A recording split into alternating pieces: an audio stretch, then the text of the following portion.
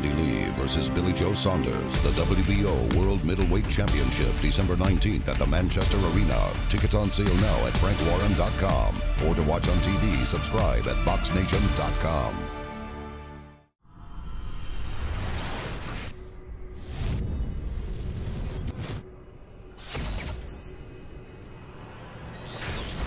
This is KUGAN CASSIUS for Rifle TV in association with Macklin's Gym Bar. It's fight week.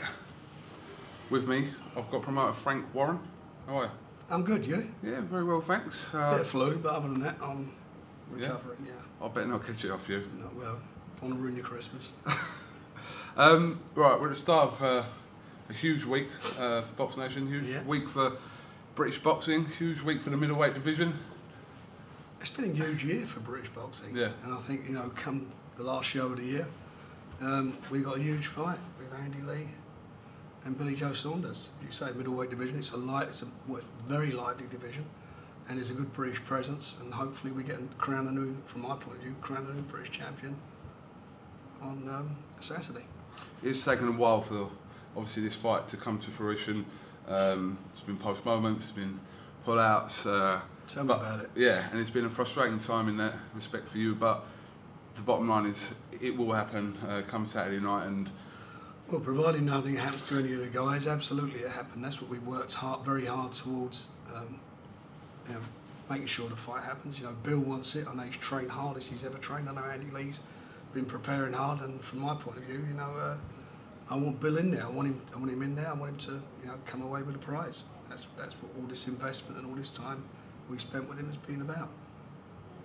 Obviously, Billy Joe, the winner of this fight, are set up for next year, whether that be Lee or Saunders, for potentially huge fights, because the likes of Golovkin and Canelo and all these sort of guys.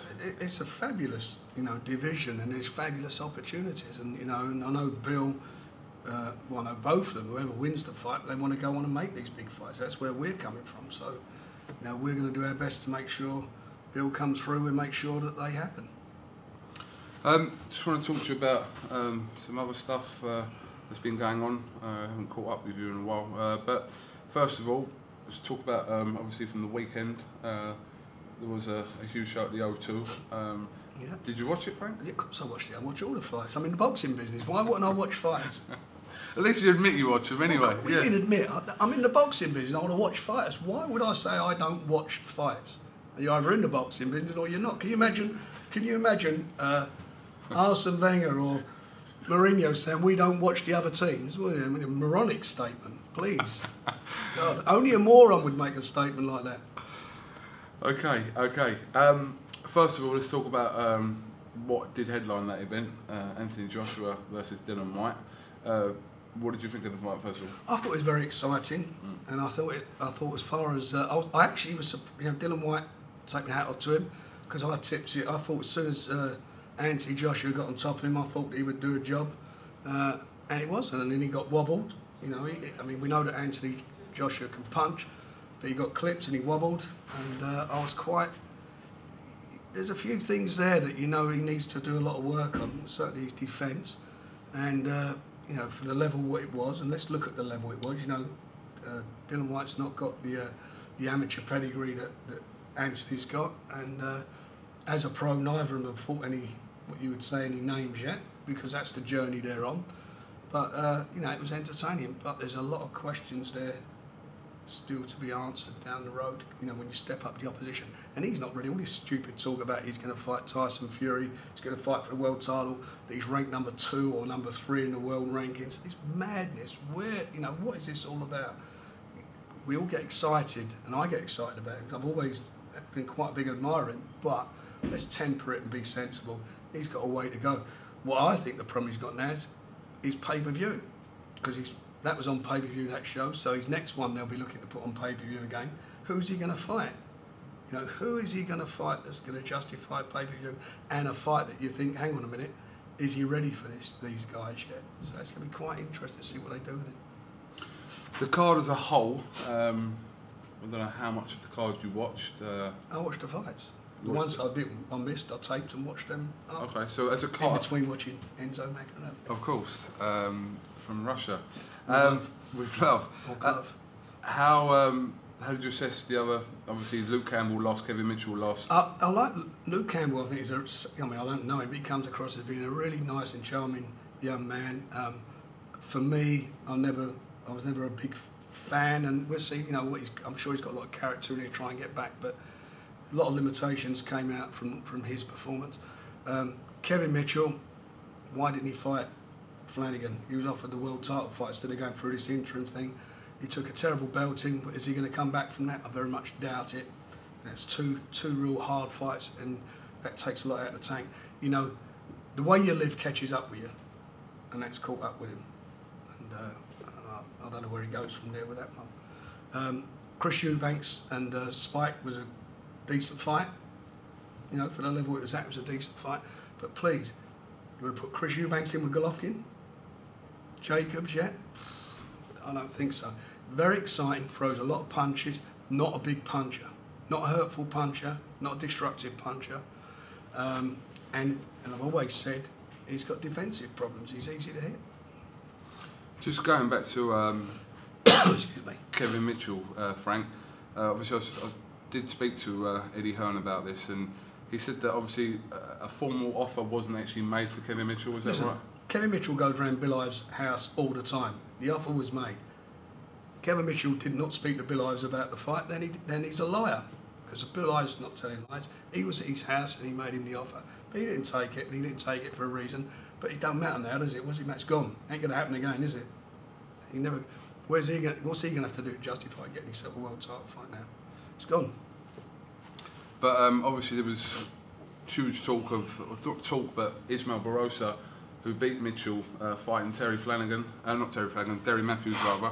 But you got a straight shot for Derry, which was obviously a better option. Wanted it. Derry wanted a fight. He said, I'm going to have an interim title fight, or I'm going to fight for the full world title. Yeah. No brainer. And Derry is a fighting man, and he went for it and he took it. Same as Terry Flanagan. You know, they're fighting guys, and that's on in February the 13th. And the winner of that, and I keep saying it, can fight Crolla. What does Crolla want to fight Barrosa for? Fight the guy over here. The winners of Terry Flanagan and Derry and Crolla can fight Barrosa. That's the fight to make, isn't it? It makes a lot of sense. If I was Joe Gallagher, I'd be sitting there thinking, what am I going to do? It's a no-brainer. I believe Ismael Barrosa is now mandatory to fight Anthony Crolla now. So vacate the title. Or you, actually, under the rules, you can make a unification fight, and that puts the mandatory on hold. So he can sidestep that mandatory and go straight into a unification fight. You've talked a lot in the past, and also at the press conference recently for Liam Smith, not for Liam Smith, sorry, for Flanagan and Matthews, about potentially, obviously, trying to work something out with Matchroom to get that fight together. Talks about seal purse bids and things like that, but moving forward, well, how does that have to actually happen? We could do that. There's lots of ways to do it. You know, Matchroom have lied to everybody by saying that they have exclusive pay-per-view on Sky. That is not the case. I've got it in writing from Sky's own lawyers. That is not the case. Absolutely 100% not the case. We can make these fights happen. We can make them.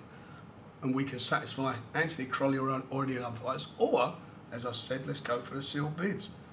All that matters is two things. One, the fighters get well paid. And two, that the fans see the fights they want to see. Not, it's got to take place on this channel. And who knows, it might take place on Sky. If we win it, who's to say it's not going to do that? You know, there's lots of things happening. And there's a lot of misinformation being put out. And I'm going to tell you categorically again, Sky do not have an exclusive pay-per-view platform with Sky. It is a total and utter lie. And if I'm telling lies, then sue me. But to get the ball rolling for this, Frank, if you want to make something with Crolla and the winner of Flanagan and Matthews, then make it. Yeah, but whose job is it to get the ball rolling with Well, this? I've got the ball rolling. I said, let's make the fight. So let the other side come back to me. We sent a written offer to Crolla. He's had a written offer. We had nothing back. That's how you get the ball rolling. So I've had nothing back, so I'm saying it publicly. I'm getting the ball rolling. Am I or not? Yeah, okay. You know, what we do? We all sit here in silence and just think it's going to happen. Someone's got to say something. So I'm saying, let's make the fights the fans want to see. I've got a great wish list for fights like next year that, you know, not all fighters I'm involved with either I'd like to see, and I'm sure the fans would like to see. Let's get them on. So you had no response back from your offer? Zilch. Okay.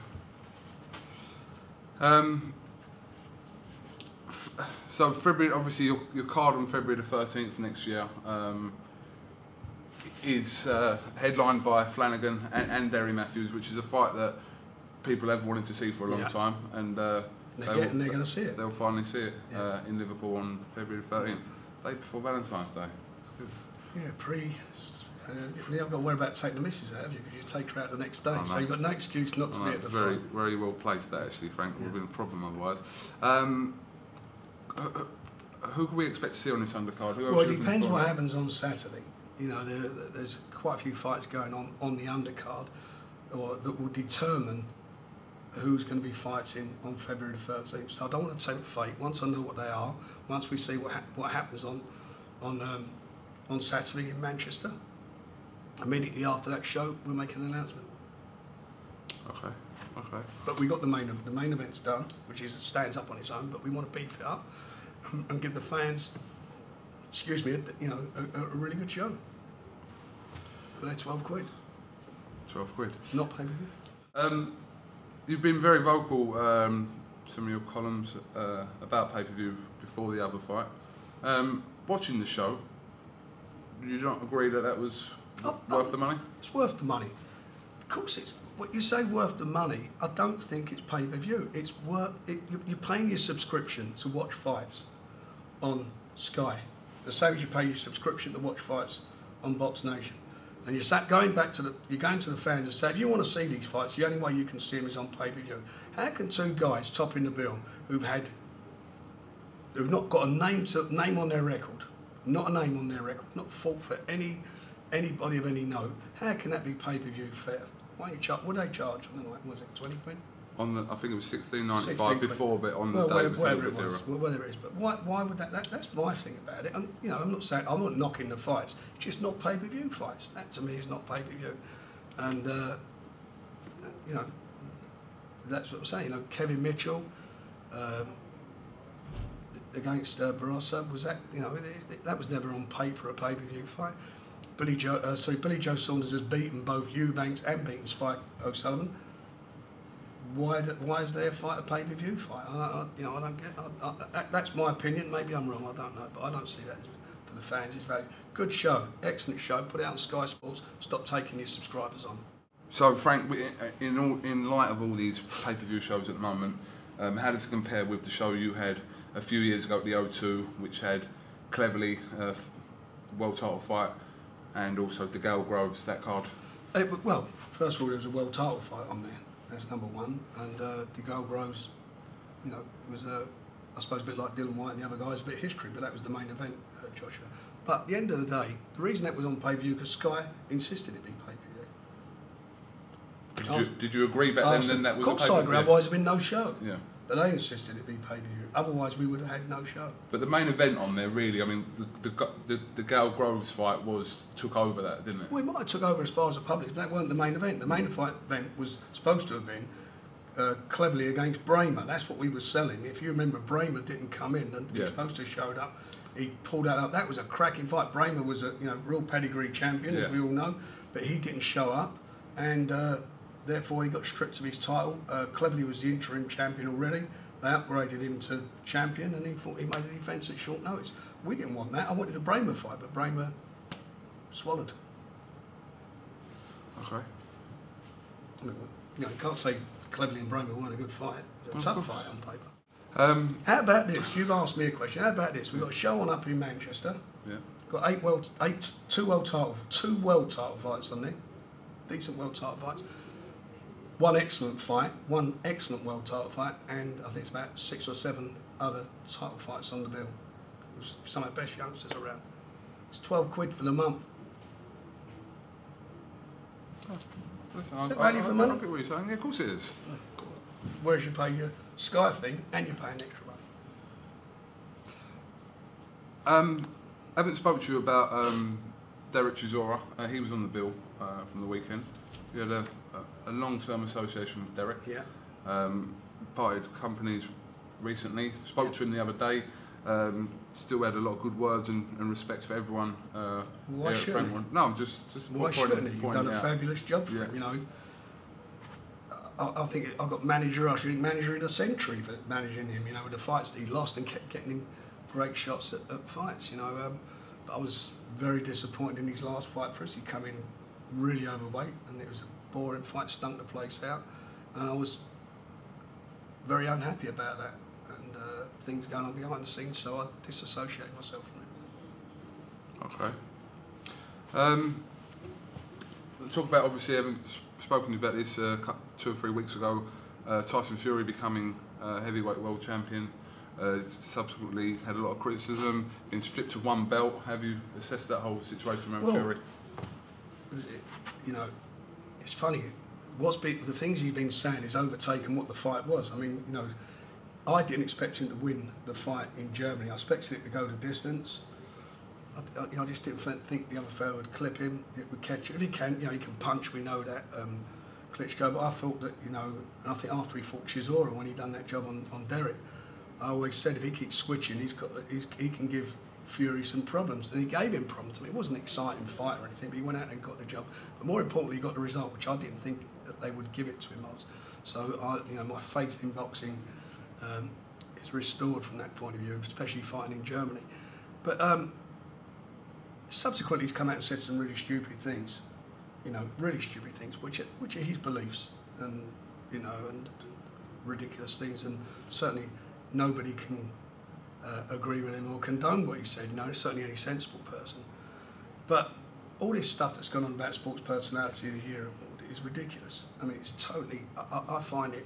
You know, all these right-on people who, you know, said that he shouldn't be on there and about role models and all that. Well, you know, Ryan Giggs won Sports Personality of the Year. We all know what happened with him behind the scenes. Paul Gascoigne won Sports Personality of the Year and done some naughty things in his time.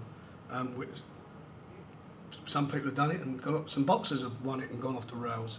You look at people like Freddie Findorff. He went and peed on the lawn of number 10, he admitted after doing it. So there's all those sort of things have gone on, and I think it's a bit ridiculous to do it. And I reckon there's a woman in The Guardian who really was, I mean, she was so disparaging about boxing. Read it.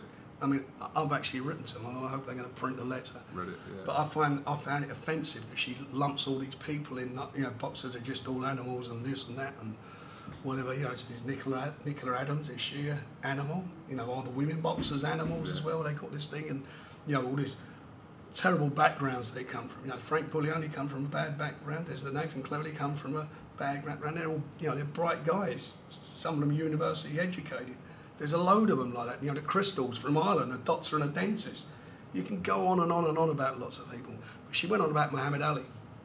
And I think that to me was, you know, people don't even, I'm old enough to remember this stuff. Muhammad Ali, blacks should go with blacks, whites should go with whites, and the white people are the devil. That was what he said. Categorically said that. And there was a big furor over it. He subsequently became the most loved sportsman ever. You know, wherever he went, and I love Muhammad Ali, but you know, again, such stupid things. So I'm sure if you said that back to him now, he'd regret all what he said. But more importantly, he became Sports Personality of the Century on BBC's vote. So go figure. People say stupid things, do stupid things. Tyson Fury, I like Tyson Fury. You talk to him, he's quite engaging. When you talk to him one-to-one, he's quite. But what he said is stupid. It's ridiculous what he said. And I think sometimes he might say things for effect, I don't know, but if they're his beliefs, he should keep those beliefs to himself. You know, you've got Frank Maloney, who now is Kelly Maloney, coming out and saying it's disgusting, the border control should do this and that. Well, aren't we all forgiving? You know, Frank Maloney, go back 5-6 years or whenever it was, when he was wanted to be mayor of London. I'm not going to Camden because of all the gays. I don't want to sit on the toilet seat or whatever he said. You know, stupid remarks. People say things and stupid things. So just, you know, he needs to learn from this. He needs to zip it. You know, this role model thing does my head in. I don't know what a role model is, to be quite honest. Forget about it. You know, sports personality It should be sports person of the year, not personality, because most of them in it haven't got personality. Whether you like him or you don't like him, Tyson Fury, he's definitely got a personality, one way or another. But, and probably sports personality year awards this year will get the highest viewing figures he's ever had, down to him.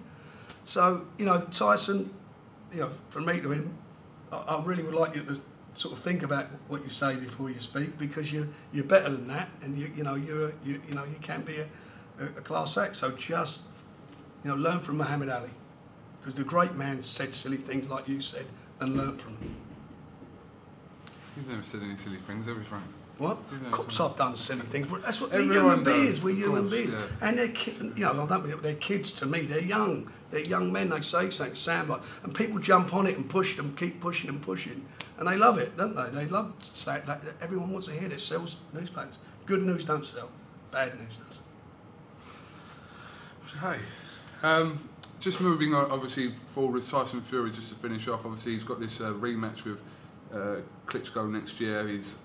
The IBF have taken the belt off him because he couldn't fulfil the mandatory against Glasgow. Well, his manager should have known about that. What happened when the Klitschko? He got done the business in the ring. I got him into that #1 spot, and I promised him when we sat down, the winner of you and Chisora will fight for the world title. I will make that happen. I can force that to happen with the rankings, and I did. And the bottom line of it is that the rules were quite simple. The three of the governing bodies, of which Klitschko held the title, said that they would take their turns each in defence, in the mandatory defences. So it was the WBO ordered it, but it was the WBA's turn. So the WBA instilled him at the #1 spot. So he dealt with the WBO and the WBA, and it was agreed that the next fight would have to be against the IBF champion, the IBF mandatory challenger. So that's what it was. But they don't want to do that fight. They can't, because contractually don't ask me why. Why would you as a mandatory give away an option for a rematch? That I don't get. And I know that's because Mick Hennessy was telling him they're going to get 1 million buys on Sky for pay-per-view. I don't know what they got. They'll soon find out, or they probably know by now. But that's what that was all about. And cut a long story short, you know, the IBF have been good as their word, and Kathy Duver, who's, you know, very shrewd, she's said, look, I don't want to go to purse bids. I don't want to go into negotiations. Go straight to purse bids. And he vacated the title. He's been stripped of the title. It's a great shame, really, but everyone knew what it was going into it. Or maybe they didn't know. Maybe it wasn't explained to them. But I knew. If I knew, then his advisor should have known.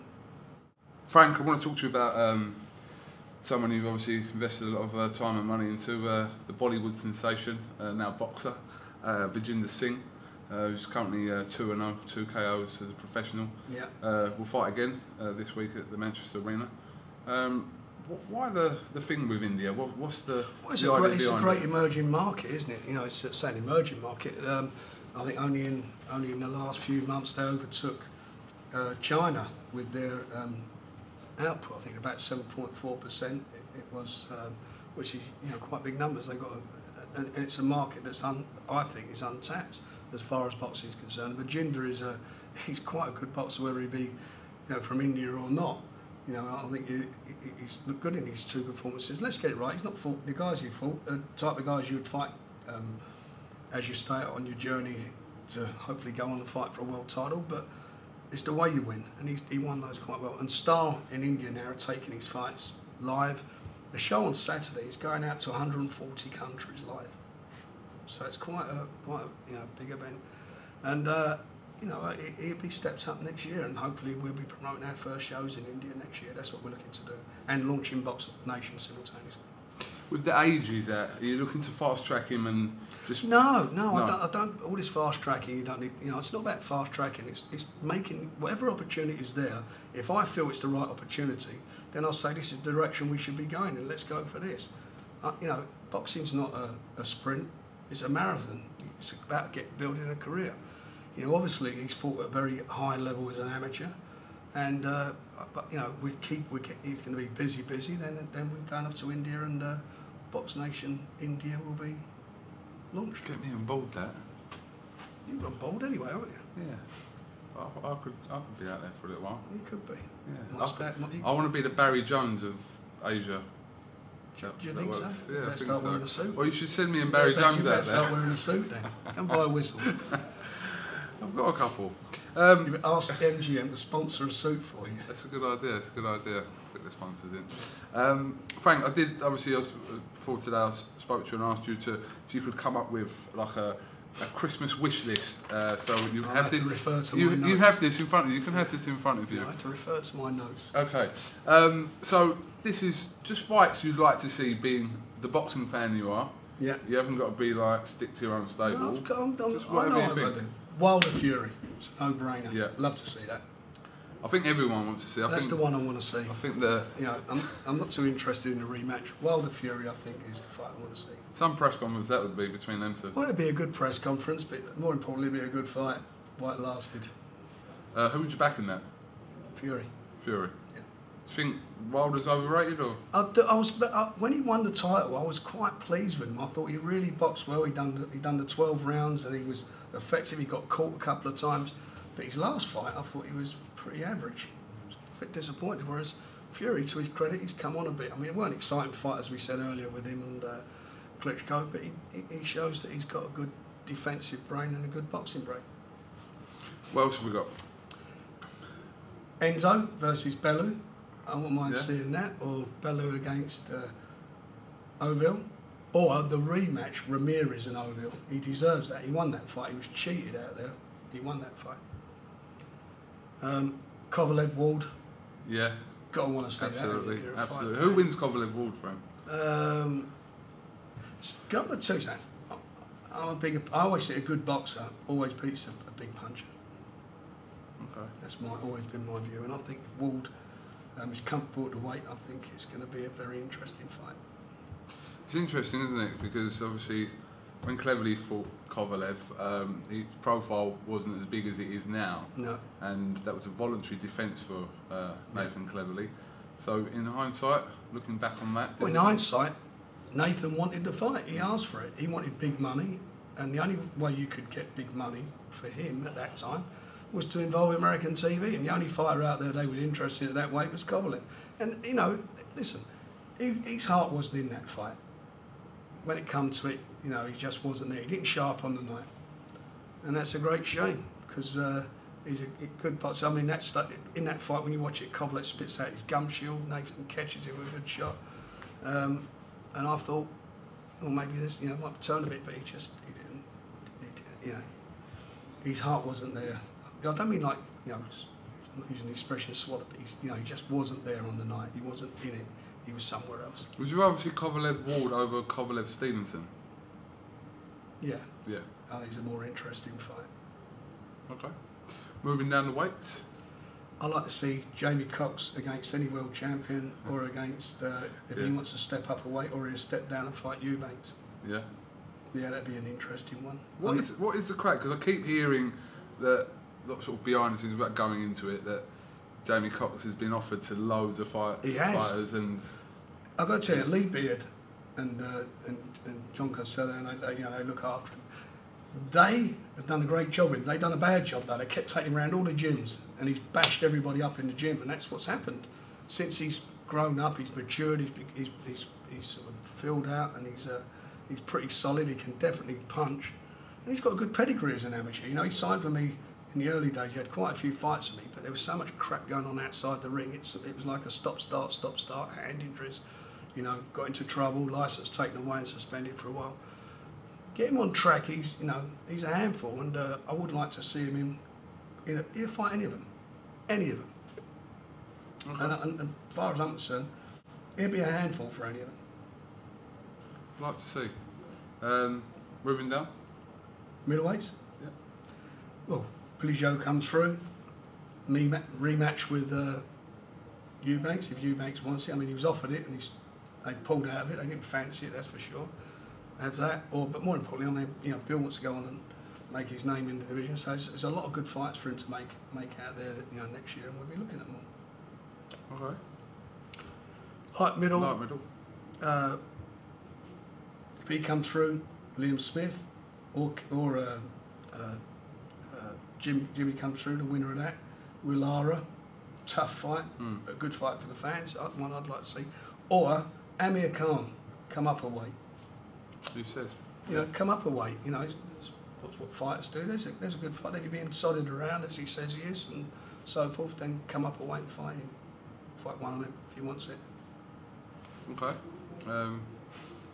Welter's got to be Brooke Khan. We all want to see that. Yeah. I want to see that happen. I'd like to see that one. Jack Cattrall, I'd like to see him with Adrian Broner. Yeah. I'd like He's fighting Ashley Theophane, I believe. Yeah. Or the winner of that. Yeah. I'm not a big Broner fan, by the way. I've never been convinced by him, and I think that Jack Cattrall would rise to the occasion. Terry and Terry against Crolla makes a lot of sense. That should happen. Why wouldn't that happen? Who's going to stop that from happening? It'd be crazy. The fans that want to see it's a big fight.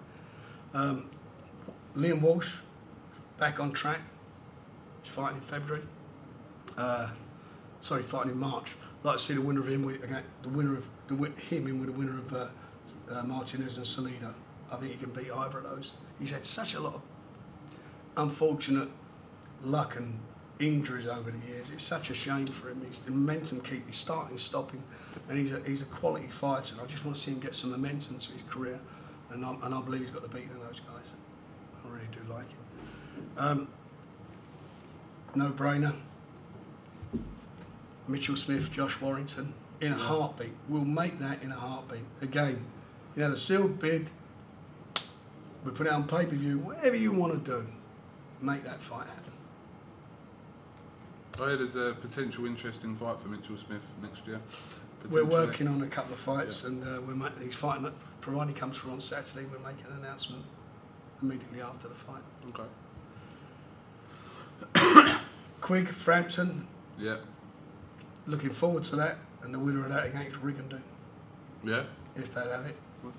We'd It's all about like the to best see fight that. and the best, isn't it? So let's see if they have that one. That's a good one. Haskins v McDonald. Yeah. You like that? Yeah. Oh, that's a decent little fight.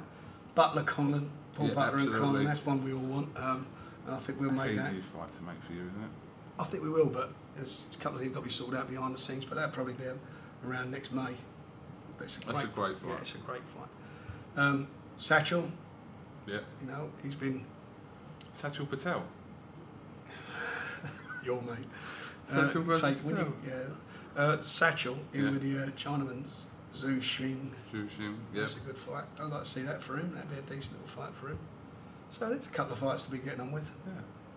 That's good. So realistically, just looking on there, what percentage of them fights do you think?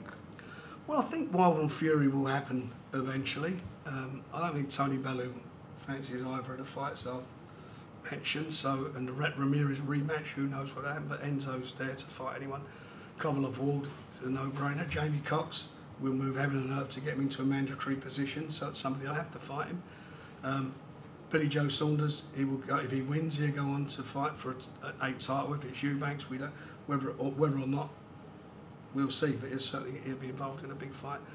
Liam Smith and Lara, I think is a fight that can be made.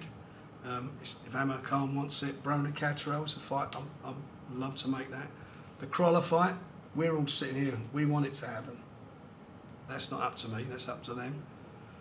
Martinez Salido, I'm worked very hard to get the winner in with Walsh. I'll try and do that one.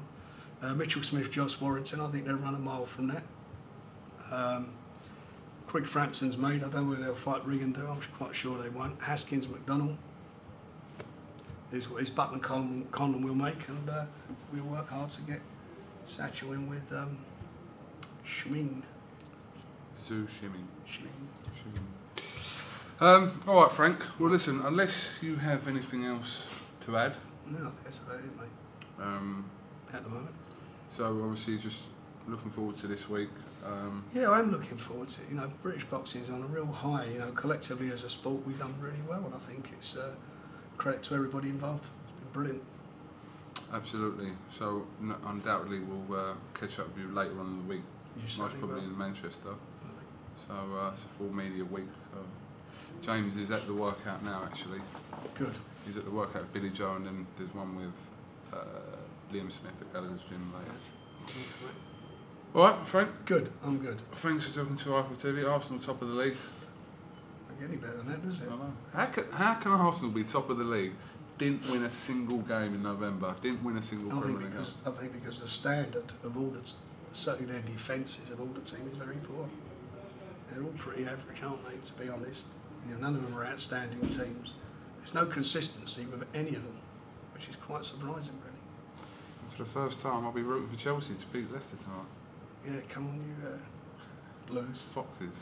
You've got your blue, haven't you? That why you wearing? Multicoloured though. All right, this has been KUGAN Cassius with Frank Warren for IFL TV. Thank you very much for watching. Andy Lee versus Billy Joe Saunders, the WBO World Middleweight Championship, December 19th at the Manchester Arena. Tickets on sale now at frankwarren.com. Or to watch on TV, subscribe at BoxNation.com.